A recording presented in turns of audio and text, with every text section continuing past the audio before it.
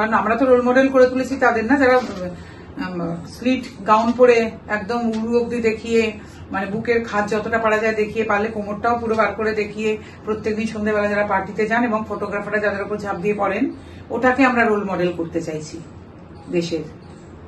আর মেয়েদের তো কোনো দোষ নেই, অল্প বয়সী মেয়েরা, কারণ ওরা ভাবছেন ওটা করলে ইনস্টাগ্রামে সবচেয়ে বেশি ফলোয়ার আসছে, ওটা করলে সবাই ঝাঁপ দিয়ে পড়ছে ছবি তোলার জন্য। ওরকম করে যেতে পারলে প্রত্যেকদিন নেমন্তন্ন পাওয়া যাচ্ছে সন্ধ্যাবেলার পার্টিতে।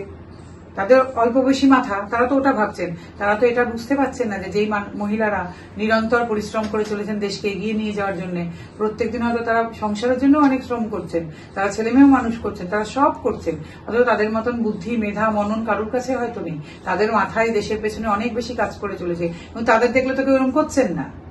তাদের পেছনে ফটোগ্রাফাররা দৌড়চ্ছে না, তারা প্রতি পার্টিতে নেমন্তন্ন পান না, তারা ওরকম করে হাঁটাচলা করতে পারেন না, তারা হয়তো খুবই প্রেজেন্টেবল কিন্তু নর্মাল, তারা প্রত্যেকদিন আমি তাদের দেখতে পাই না।